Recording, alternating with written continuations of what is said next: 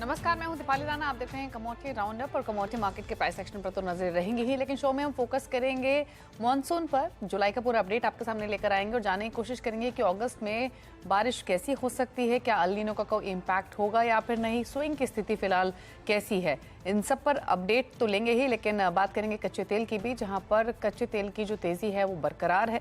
तो यहां से अब क्या नई रेंज बन रही है, स्ट्रैटेजी आपकी क्या होनी चाहिए क्रूड ऑयल पर, इस पर भी फोकस रहेगा। और बात करेंगे गोल्ड की, क्या अब सोने में खरीदारी करनी चाहिए, क्या सोना भरपूर मौके दे रहा है लॉन्ग टर्म के लिए या नियर टर्म के लिए नई पोजीशंस बनाने के लिए। तो इन सब पर फोकस हमारा होगा। निर्बंग कमोडिटीज के VP Kunal Shah, LKP securities के वीपी जतिन त्रिवेदी, स्काईमेट में मेट्रोलॉजी और क्लाइमेट चेंज के प्रेसिडेंट जीपी शर्मा हमारे साथ मौजूद रहेंगे। आप सभी का स्वागत है शो में। और सबसे पहले बात मॉनसून अपडेट की करेंगे, क्योंकि मॉनसून जुलाई में कैसा रहा है और अगस्त को लेकर क्या समीकरण बन रहे हैं, इस पर तो जीपी शर्मा जी से बातचीत करेंगे ही, लेकिन अब तक का पूरा अपडेट लेकर मेरे सहयोगी असीम मनचंदा मौजूद हैं। तो बताइए असीम, मॉनसून से जुड़ा पूरा अपडेट। देखिए, ये साल अल नीनो का साल माना जा रहा है और इस साल ऐसा लग रहा था कि अल नीनो रहेगा और सूखा जो है पड़ सकता है, लेकिन फिर भी और मानसून में हमें जून में जो है 10% तक की कमी और बारिश में हमको देखने को मिली थी। लेकिन पिछले एक महीने के अंदर अंदर मानसून ने काफी तेजी से रफ्तार पकड़ी है। पिछले 35 दिनों में लगातार बारिश हो रही है और इसके चलते जो जुलाई में बारिश है वो सरप्लस हो गई है। पहले लग रहा था कि डेफिशिएंट रहेगी, लेकिन अब 7% के आसपास सरप्लस है। और लेकिन कुछ राज्य हैं जहां पर अभी भी चिंता का विषय बना हुआ है। इसमें पश्चिम बंगाल है, ईस्ट उत्तर प्रदेश है, बिहार है, झारखंड है, जहाँ के अभी भी कई जिलों के अंदर अभी भी सूखे की स्थिति बनी हुई है और बारिश काफी कम हुई है। दूसरी अगर मैं बात करूं सोइंग की, तो सोइंग को पहले काफी स्लो थी क्योंकि मानसून काफी देरी से पहुंचा था, लेकिन अब सोइंग ने भी काफी जल्दी से पिकअप कर लिया। पिछले साल के मुकाबले 2% ज्यादा सोइंग देखने को मिल रही है। पैडी की 23.75 मिलियन हेक्टेयर के अंदर सोइंग अभी फिलहाल हमें देखने को मिल रही है। हालांकि पल्सेस की सोइंग थोड़ी सी पिछड़ी हुई है, 12% के आसपास पिछड़ी हुई है, लेकिन इसमें भी उम्मीद है कि बहुत जल्दी इसको रिकवर कर लेंगे। लेकिन आगे का थोड़ा सा जो फोरकास्ट है मानसून का वो काफी परेशान कर सकता है, क्योंकि अब मौसम विभाग क्या होता है कि मानसून जो है ब्रेक लेगा 6 जुलाई के बाद, 6 अगस्त के बाद से बारिश की संख्या में काफी कमी आएगी। और इस ब्रेक के ऊपर डिपेंड करता है कि मानसून का ब्रेक कितना लंबा होता है। अगर 2 हफ्तों से ज्यादा का ब्रेक हुआ तो आपको थोड़ी सी चिंता का विषय बन सकता है, खासतौर पर की जो क्रॉप्स अभी सोइंग हुई है उनके लिए थोड़ी सी चिंता का विषय बन सकता है। तो अब सारा डिपेंड करेगा कि अगस्त में हमको किस तरह की बारिश मानसून में देखने को मिल सकती है। शुक्रिया असीम, आपका डिटेल्स बताने के लिए। जीपी शर्मा हमारे साथ मौजूद भी हैं। शर्मा जी नमस्कार, स्वागत है आपका। तो पहले तो जुलाई का ही पूरा अपडेट समझना चाहेंगे। हालांकि जैसे असीम ने बताया कि ओवरऑल जो रेनफॉल है वो प्लस में ही रही है, लेकिन कुछ रीजन्स हैं, फिर चाहे वो बिहार हो, झारखंड हो या फिर नॉर्थ ईस्ट रीजन हो, जहां पर डेफिशिएंट रेनफॉल जुलाई में देखने को मिली है। तो अगर हम ज्योग्राफी वाइज देखें बारिश का हाल अगर पूरे जुलाई में, तो आपके आंकड़े क्या कहते हैं? जुलाई में काफी रिकवरी देखने को मिली है। हमारे दक्षिण भारत में और पूर्वी भारत में बहुत ज्यादा डेफिशिएंसी थी, लार्ज डेफिशिएंसी। तेलंगाना से लेके आंध्र प्रदेश, कर्नाटका, इन सब में बहुत ज्यादा डेफिशिएंसी थी, 35-40% के करीब। लेकिन जो लास्ट वाला सिस्टम बना जिसमें कि तेलंगाना में तो आपको मालूम है बहुत ही मूसलाधार वर्षा हुई, जरूरत से ज्यादा हुई मैं तो कहूंगा। लेकिन फिर भी जो आंकड़े हैं उनमें काफी सुधार आया। केरल को छोड़ के, केरल में अभी भी लगभग 35% बारिश कम है, लेकिन बाकी सभी सब डिवीजन दक्षिण भारत की, जिसमें कि सभी मतलब रायलसीमा, आंध्र प्रदेश, तेलंगाना, तमिलनाडु की बात करें तो उनमें काफी रिकवरी, सब नॉर्मल आ गई। हाँ, पूर्वी भारत जो है जिसमें कि बिहार, झारखंड, पश्चिमी बंगाल की बात करें, अभी भी डेफिशिएंसी वहां 40 से 50% तक है। पर अच्छी बात यह है कि अभी जो एक लो प्रेशर सिस्टम है जो बंगाल की खाड़ी में बना हुआ है, उसके कारण अगले 2 दिन मैं कहूंगा, ज्यादा वैसे तो 2 या 3 तारीख को, लेकिन कल से ही इन क्षेत्रों में वर्षा होगी। बिहार, झारखंड और पश्चिमी बंगाल में इनमें वर्षा होगी और कुछ तो रिकवरी जरूर हो जाएगी इन क्षेत्रों में। हाँ, आने वाले ऐसा प्रतीत हो रहा है जैसे कि मानसून तो वीक फेज में चला जाएगा। 4 तारीख के बाद से तो रेनफॉल जो है वो बहुत कम क्षेत्रों में रहेगा, जिसके कारण कि जैसे अभी ये भी बता रहे थे कि कुछ चिंता का विषय हो सकता है कि लंबा ब्रेक चलता है तो, लेकिन 4 तारीख और उसके बाद से तो आसार ऐसे ही बनेंगे। मानसून ट्रफ ऊपर शिफ्ट हो जाएगा, फुटहिल्स में रेनफॉल उन्हीं क्षेत्रों तक रहेगा।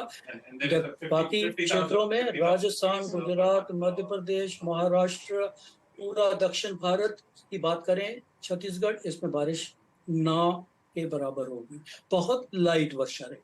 और वो स्पेल मैं कह रहा हूँ कम से कम 10 दिन का लेके चले, ठीक है। उसके बाद अभी देखेंगे कि देखा लंबा फोरकास्ट 2 हफ्ते से ज्यादा नहीं दिया जा सकता, पर 10 दिन का स्पेल तो आप लेके चले। वीक मानसून, बहुत ही वीक मानसून, और मध्यवर्ती और दक्षिणी भागों में वर्षा नामात्र। जी ओके अच्छा, तो ये आप अगले 2 हफ्ते का प्रेडिक्शन कह रहे हैं, जहां पर 4 अगस्त के बाद बारिश वीक रहेगी। वीक, इनफैक्ट वीक से वीक मानसून की आप बात कर रहे हैं। तो क्या इसे अल नीनो का इम्पैक्ट माने, क्योंकि शुरुआत से ही ये डर तो था कि जुलाई के बाद जो सेकेंड हाफ रहेगा मानसून का, वहां पर अल नीनो का इम्पैक्ट सीवियर हो सकता है। क्या ये उसी का असर माने? वैसे तो जो ये जो ब्रेक मानसून जैसी स्थिति जो बन रही है अभी, इसका अल नीनो से मतलब नहीं होता है वैसे, पर इसमें कोई दो राय नहीं कि मानसून जो अल नीनो है पहले से ज्यादा पावरफुल हो गया है, स्ट्रांग हो गया है और लगातार होता जा रहा है।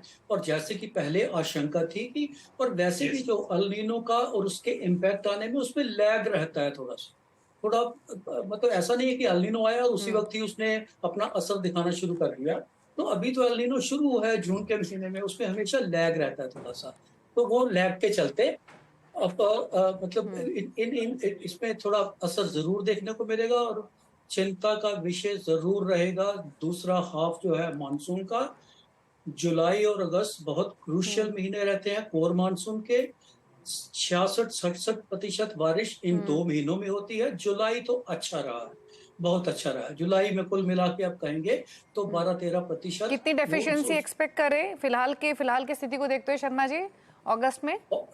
देखिए पूरे महीने का मैंने कहा ना, इन इन इन इन स्थितियों में पूरे महीने का कितनी लंबी ब्रेक चलेगी उसका अंदाजा लगाना थोड़ा मुश्किल होता है, लेकिन इतना जरूर है कि सामान्य से वर्षा काफी कम रहेगी। मैं तो कहूंगा अगर 15% जैसे जितनी जुलाई में ज्यादा हुई है, उसके हो सकता है उससे ज्यादा अगस्त में कम हो। जैसे जुलाई में मैं कह रहा हूँ 12-13% ज्यादा हुई है वर्षा। कुल मिला के आज का दिन का जब करेंगे तो 14% जुलाई में ज्यादा वर्षा हो के पे ही एंड होगा। और अगस्त में आप ऐसे लेके चलेंगे कम से कम इतनी वर्षा जरूर कम हो सकती है। बिल्कुल 14-15% डेफिशिएंट रेनफॉल हो सकता है, हालांकि नंबर्स जैसे आएंगे। अच्छा, एक क्वेश्चन और आपसे शर्मा जी, सोइंग की स्थिति फिर आप कैसी देख रहे हैं? क्योंकि पहले हमने सोइंग डिले होते हुए देखी, बाद में सोइंग पिकअप भी हुई। टेंशन थोड़ी सी ये भी है कि जिन रीजन्स में एक्सेसिव रेन हुई है, पंजाब, राजस्थान, जो कि मेजर रबी सोइंग स्टेट्स हैं, वहाँ पर एक्सेसिव रेन की वजह से भी फसलें इम्पैक्ट होने का भी डर है। और अब जैसे असीम भी कह रहे थे कि अगस्त भी बहुत इंपॉर्टेंट होता है रेनफॉल के पर्सपेक्टिव से, सोइंग कंप्लीट भी हो जाए उसके बाद भी बारिश चाहिए होती है। तो फिलहाल आप पूरा मॉनसून के लिहाज से ये पूरी स्थिति कैसे दिख रहे हैं? देखिए अगस्त के महीने में भी काफी सारे क्षेत्रों में सोइंग होती है।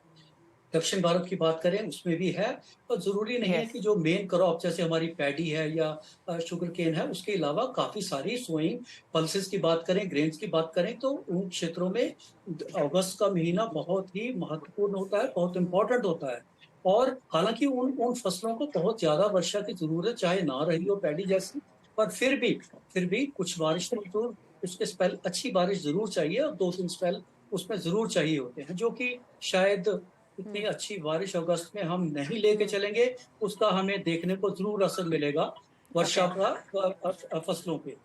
तो ऐसा मैं लेके चलूंगा कि अगस्त का महीना चिंताजनक विषय जरूर रहेगा।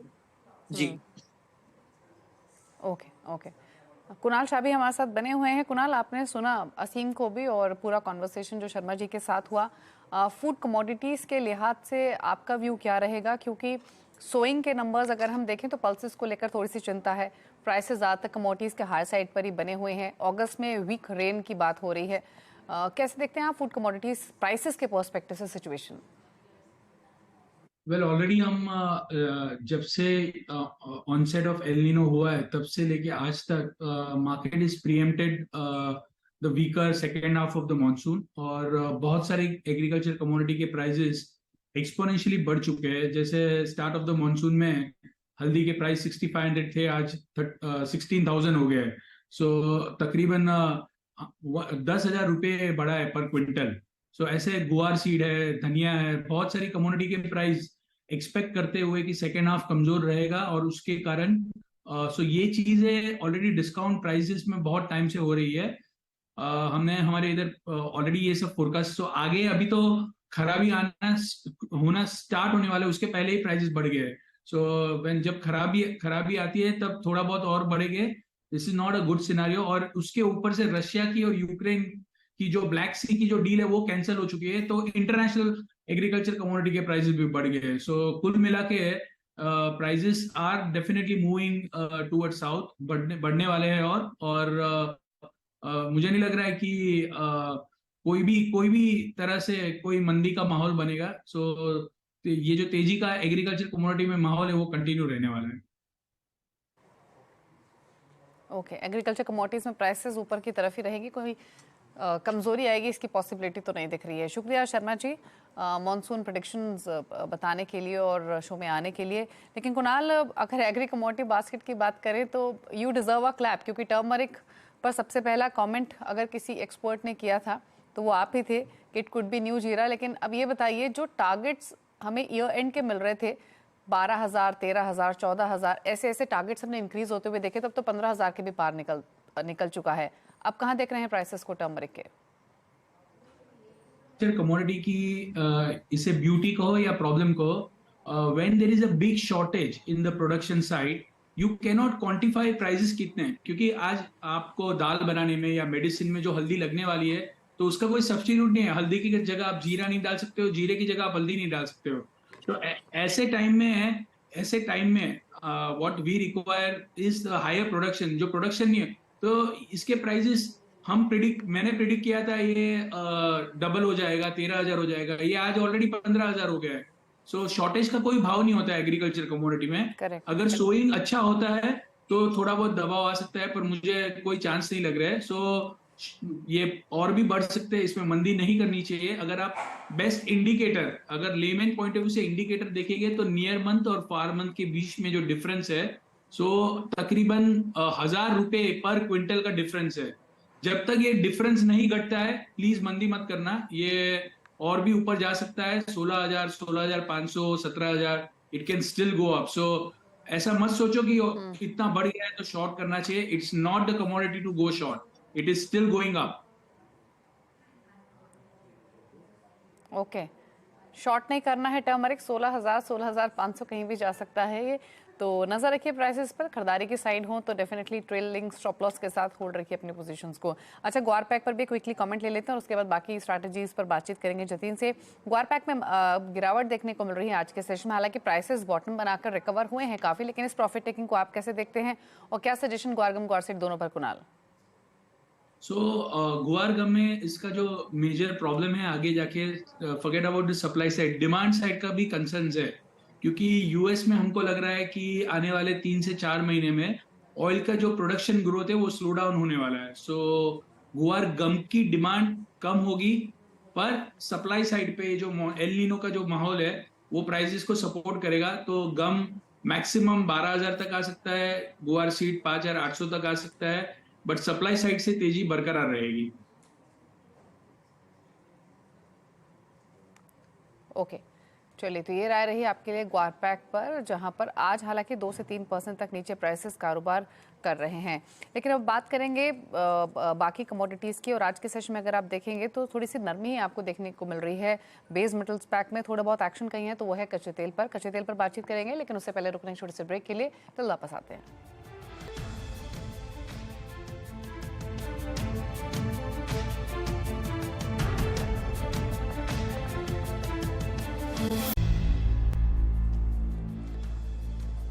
आप देख रहे हैं कमोडिटी राउंडअप। जतिन त्रिवेदी, कुणाल शाह हमारे साथ बने हुए हैं। फोकस करते हैं स्ट्रैटेजीज पर। सबसे पहले बात कर लेते हैं कच्चे तेल की, जहां पर इंटरनेशनल मार्केट्स में जो प्राइसेस हैं वो $85 के आसपास ही बने हुए हैं। तो हाई लेवल्स होल्ड कर रहा है क्रूड ऑयल इस समय, और घरेलू बाजार में भी 6600 के ऊपर फिलहाल प्राइसेस देखने को मिल रहे हैं। जतिन, क्या व्यू इन लेवल से, क्या स्ट्रैटेजी होनी चाहिए और क्या आपको लगता है कि ये स्ट्रेंथ सस्टेन करेगी? जिस तरह से कैसे दिन ने मार्केट का रिएक्शन रखा है, मुझे लग रहा है अभी जो रैली जो कंटिन्यू रहनी चाहिए। जिस हिसाब से स्टेप जो लिए गए हैं राइट डायरेक्शन में, अगर कच्चे तेल की बात कर ले तो फंडामेंटली अपडेट्स या ओपेक प्लस की तरफ से वो एक राइट डायरेक्शन में रहेंगे, क्योंकि आगे चल के अगर डिमांड की आउटलुक थोड़ी सी भी वीक रहती है तो उनका प्रोडक्शन कट करना जायज है। और उसी के हाथ में हम देख रहे हैं कि यूएस की तरफ से जो इंटरेस्ट रेट का जो साइकिल है वो कहीं ना कहीं आगे जाके पीक होने की दौर पे है, और कहीं ना कहीं डॉलर इंडेक्स का जो स्टेबिलिटी है वो भी अभी एक 100 से लेके 102 के बीच में रेंज बाउंड रहना शुरू कर दिया। तो ये क्रूड ऑयल के लिए थोड़ा बहुत सेंटिमेंटल पॉजिटिव ट्रिगर्स हैं। तो मुझे लग रहा है ये ट्रिगर्स जो है वो और आगे चलते हुए आपको और भी पॉजिटिविटी का रेट डायरेक्शन देते रहेंगे। लेवल स्पेसिफिकली अगर मैं बात करूं तो जब तक प्राइसेस 6480 के ऊपर है, इस हफ्ते मेरा व्यू पॉइंट जो अभी भी बरकरार रहेगा पॉजिटिव साइड की तरफ। 6480 के स्टॉप लॉस के साथ में बाइंग रिकमेंडेशन रहेगी। लोअर एंड पे 6570 6550 के बीच में बाई कीजिए। हायर साइड में 6650 6670 6700 इन टारगेट्स के हिसाब से अपनी पोजीशंस भी प्लेस करनी है। अकॉर्डिंग टू रिस्क मैनेजमेंट बड़े क्रूड, मिनी क्रूड या ऑप्शंस के जरिए उसके माध्यम से आप ट्रेड कर सकते हैं, लेकिन बेस स्टॉप लॉस जो 6480 का रहेगा इस हफ्ते का। जी देखो। ओके कुणाल, गोल्ड पर आपकी राय क्या है? स्लोली एंड ग्रेजुअली गोल्ड अब 60,000 के नजदीक पहुंचने की कोशिश कर रहा है। आप पहले से पॉजिटिव रहे हैं गोल्ड पर, क्या व्यू इन लेवल से? तेजी है। China is aggressively buying gold, और आगे जाके यूएस और चाइना के बीच पे जो तनाव है उसको चलते हुए या डी डॉलरेशन का जो ट्रेंड है उसके चलते हुए there are no choice left for the central bankers to go long in gold. दूसरा, आगे जाके अगर आप देखेंगे जियोपॉलिटिकल फ्रंट पे भी रशिया और यूक्रेन का माहौल कोई भी ठंडा नहीं हो रहा है, तो ये भी पॉजिटिव है। कुल मिला के गोल्ड में ध्यान तेजी है। 59,000 के आसपास, 59,100 के आसपास बाय करना चाहिए 58,700 के स्टॉप लॉस के साथ, और 59,800 900 के टारगेट्स आपको गोल्ड में ये हफ्ते में देखने को मिल सकते हैं। ओके गोल्ड सिल्वर में से इनफैक्ट अगर आपको कोई ट्रेड पिक करना हो जतिन तो कौन सा पिक करेंगे? ऑल्दो आज के सेशन में अगर फिलहाल देखें तो हल्की नरमी ही दोनों में देखने को मिल रही है। चलिए, आज की सेशन में थोड़ी सी नरमी जरूर मिल रही है, क्योंकि डॉलर इंडेक्स की पॉजिटिविटी के चाल के कारण गोल्ड सिल्वर के ऊपर थोड़ा सा प्रेशर जो बनते हुए दिख रहा है, और ये थोड़ा सा और गहरा सकता है जो प्रेशर जो है क्योंकि इस हफ्ते जो है नॉन फार्म पेरोल्स डेटा और अनएम्प्लॉयमेंट डेटा है फ्राइडे के दिन। तो उसके पहले जो 3-4 दिन मुझे लग रहा है वॉलेटिलिटी जो रेंज बाउंड रहेगी, जहाँ पर गोल्ड जो है आपको 59,100 200 के आसपास सपोर्टिव मेजर्स लेते हुए देखने मिलेगा, और 60,000 में रेजिस्टेंस देखने मिलेगा। ये अक्टूबर वायदे की सबसे बात कर रहा हूँ मैं, जो भी करंट ट्रेडिंग पर्पस से चल रहा है। सिल्वर के मुकाबले गोल्ड के मुकाबले सिल्वर मुझे लग रहा है अपॉर्चुनिटी थोड़ी ज्यादा है, अच्छी मुझे लग रही है। 74,200 के ऊपर जैसे ट्रेड करना शुरू करते हैं उसके बाद बाय करने की रिकमेंडेशन रहेगी। एक ब्रेकआउट लेवल रहेगा मेरी तरफ से, क्योंकि गोल्ड के ऊपर थोड़ी सी नरमी चल रही है, लेकिन बेस मेटल का स्टेबिलिटी के साथ है। सिल्वर 74,250 के ऊपर बाय कीजिए, 73,800। ओके तो सिल्वर में भी खरीदारी की सलाह है जतिन की ओर से, और गोल्ड अगर आप देखेंगे तो यहाँ भी व्यू पॉजिटिव ही है। 59,600 के ऊपर प्राइसेस ट्रेड कर रहे हैं। कुणाल, क्विकली बेस मेटल्स में ज़्यादा बेस मेटल्स अपने बैंड के, अपनी रेंज के हायर एंड पर आकर टिके हुए हैं। 746 पर कॉपर, क्या व्यू इन लेवल से कॉपर पर स्पेशली? का पैकेज आ जाना चाहिए, डिक्लेयर कर देंगे वो लोग कितना कैसे वो लोग इकोनॉमी को सपोर्ट करेंगे। सो लॉन्ग पोजीशन क्रिएट कर सकते हैं आप, और कॉपर अराउंड 752 753, एल्यूमिनियम में बाय कर सकते हैं 200 रुपीज में, 204 205 के टारगेट्स के लिए। सो ओवरऑल व्यू तेजी का लग रहा है, सब मैटर्स में तेजी होनी चाहिए। ओके चलिए, तो व्यू मेटल्स पर तेजी का ही है, कॉपर 741 पर कारोबार करते हुए। तो ये स्ट्रैटेजीज आपको मिली हैं। शुक्रिया जतिन और कुणाल, आप दोनों का ही आने के लिए शो में और अपने व्यूज देने के लिए। इसी के साथ एक ब्रेक के उस पर आप देखिए वायदा मार्केट का पूरा एक्शन फ्यूचर एक्सप्रेस में। नमस्कार।